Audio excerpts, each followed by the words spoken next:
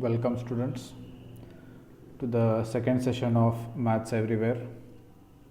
So in this session we are discussing Maths Karnataka TET 2020 paper. So the first question we are discussing is, in the expansion 4p minus 3q square, the numerical coefficient of pq is. So in this question they have asked us to calculate the expansion of 4p minus 3q square. So first we need to expand this by making use of the formula a minus b whole square, which is equal to a square minus 2ab plus b square.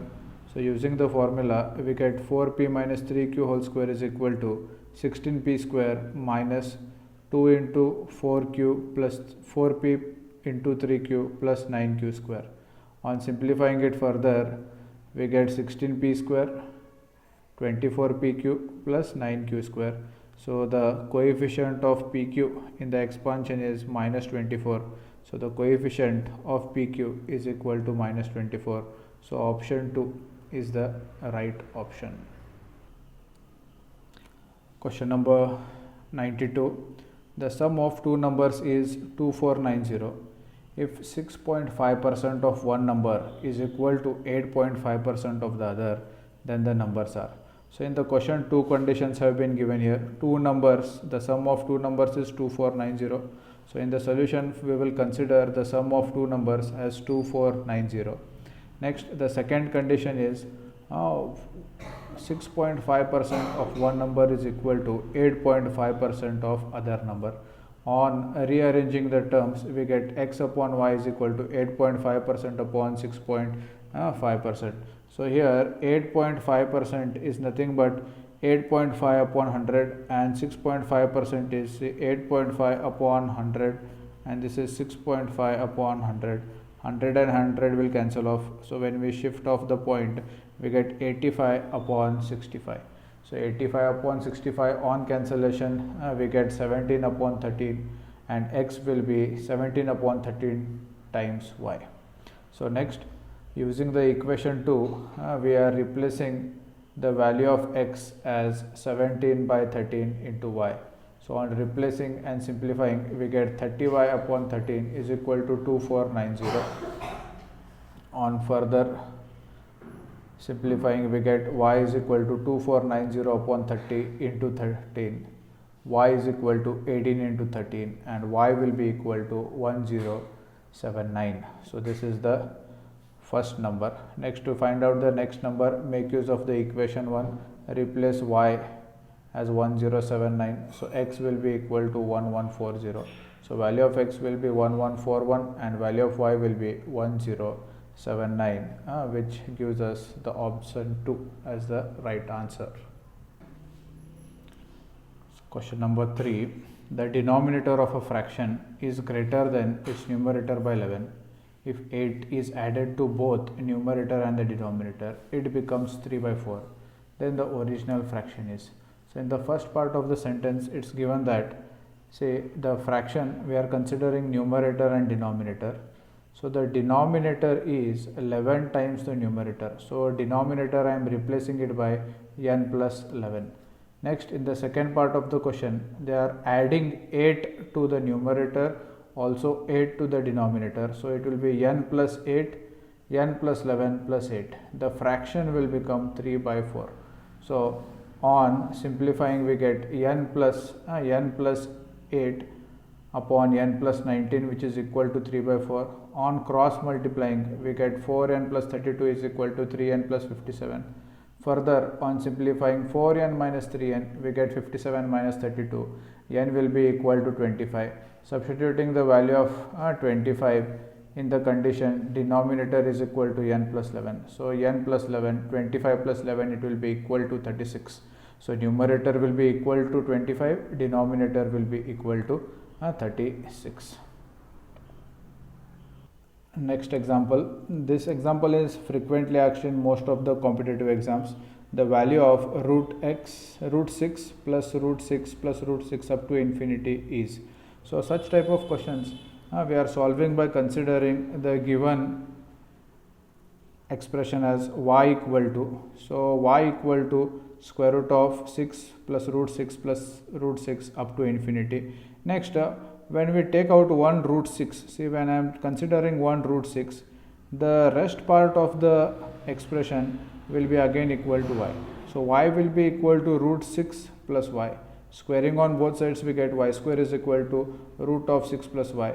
On simplifying, we are getting a quadratic equation, and on solving this quadratic equation, we get y plus 2, y minus 3 equal to 0. Out of the two values of y, one value is negative, another value is positive. So the positive value y equal to 3, that is equation 1, will be the right option. The question is very frequently asked and very important question. Next, question number 95, it's based on quadratic equation. So before discussing the question, we need to know the standard form of a quadratic equation is of the form ax square plus bx plus c equal to 0.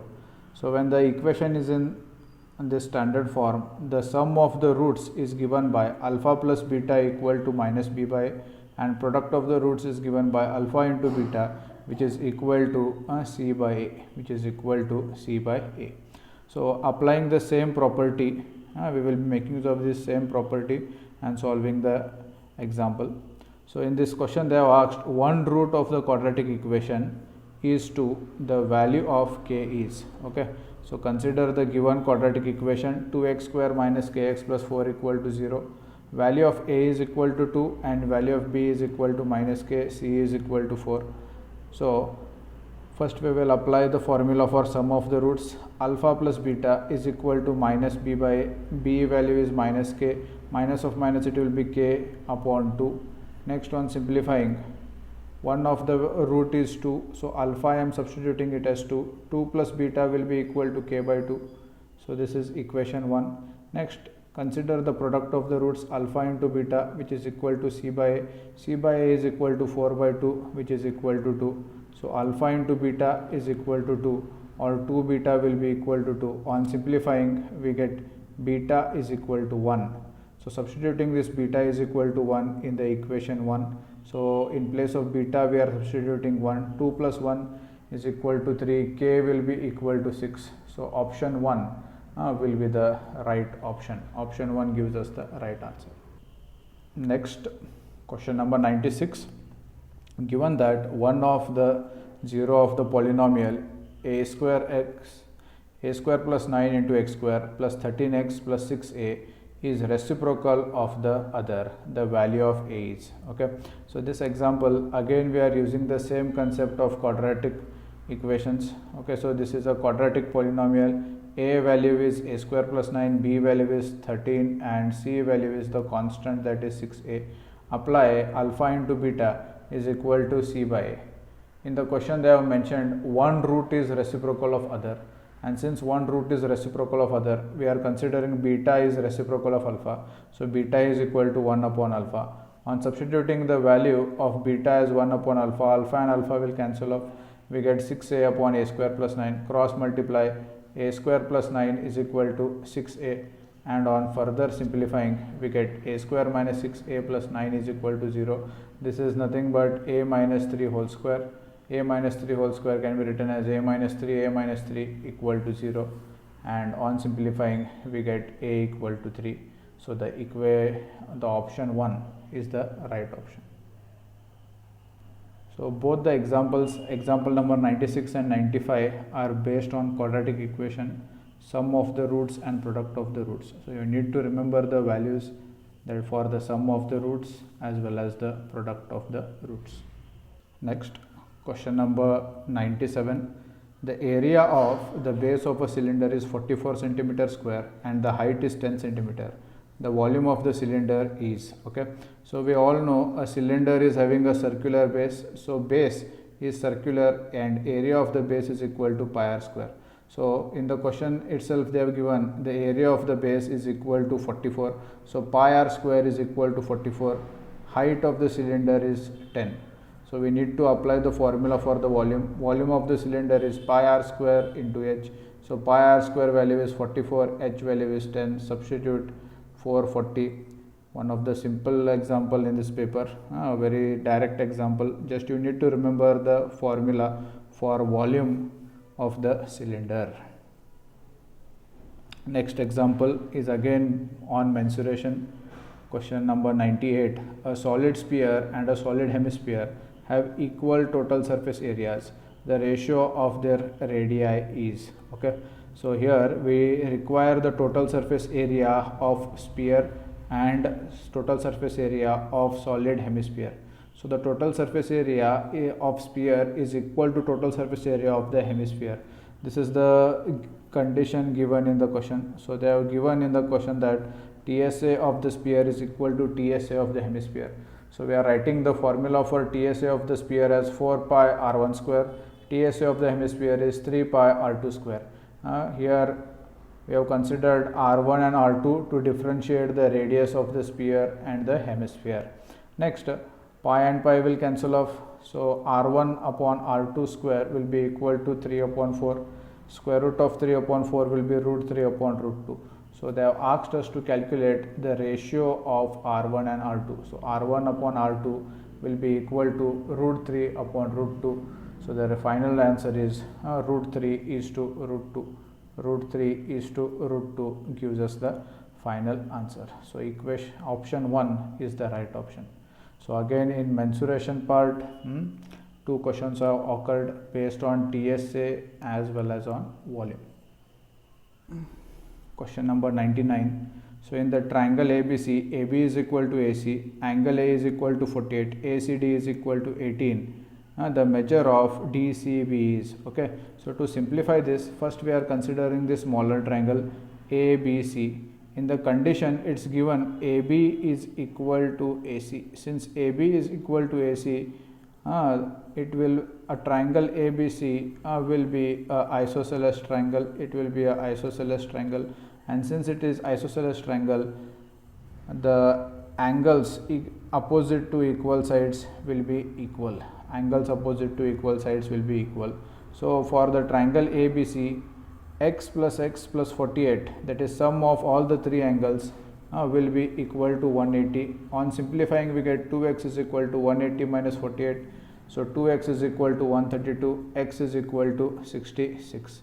Now we need to calculate the value of DCB. So from the figure you can see DCB, this complete angle we have calculated, it is equal to 66, x is equal to 66. In 66, if we subtract 18, we will get the value of DCB. So 66 minus 18, which is equal to 48. So 48, option 2 gives us the value of the angle DCB. Next question is again based on circles. Question number 100. Triangle ABC is similar to triangle DEF. Area of triangle ABC is 64 and area of triangle DEF is 121. EF is equal to 15.4. The measure of BC is, okay, measure of BC is, we need to calculate the side BC. So here again we are making use of the concept, if two triangles ABC and DEF are similar triangles, then the ratio of their areas will be equal to square of the ratios of their corresponding sides. Okay, so here the corresponding sides will be BC and EF. EF is given to us, we need to calculate the value of BC. So using the formula, area of ABC is 64, area of DEF is 121, BC upon EF square. Take the square root, we get BC upon EF is equal to 8 upon 11. EF value is given to us, EF value is 15.4. So BC will be equal to 8 by 11 into 15.4. On simplifying we get 8 into 1.4, which is equal to 11.2. So option 4 gives us the right answer. A very important theorem, the ratio of the areas of two similar triangles is equal to squares of the ratio of their corresponding sides. Next question. The angles of a quadrilateral are in the ratio 3:5:7:9. The measure of its smallest angle is, okay. So we need to calculate the smallest angle, and we all know in a quadrilateral the sum of angles of a quadrilateral is equal to 360. Consider these angles as 3x, 5x, 7x, 9x. So sum of all the angles will be 24x. 24x is equal to 360. On dividing 360 by 24, we get x is equal to 15. So the smallest angle is in the ratio 3x. So 3 into x multiplied 3 into 15 will be equal to 45. So 45, option 1 will be the right option. Next question number 102. Question number 102. Again, it is depending on the same concept. Say DEF are the midpoints of the sides BC, CA and AB of triangle ABC. The ratio of areas of triangle ABC and DEF is. So say the complete triangle ABC and DE and F are the midpoints of BC, AC and AB. So when we join, we divide the complete triangle ABC into 4 triangles which are again same. So directly we can say, see, area of triangle ABC is getting divided into 4. So each small triangle is 1/4 of ABC. So directly the ratio will be 4:1. So this is how you can solve this directly by observing the figure. See, ABC is divided into 4 parts. So ABC is 4 times the smaller triangle. Or we can make use of the concept of similar triangles. So triangle ABC is similar to triangle DEF. So again use the same theorem. Ratio of the areas of the similar triangle is equal to square of the ratios of their corresponding sides. So BC upon FE. So BC will be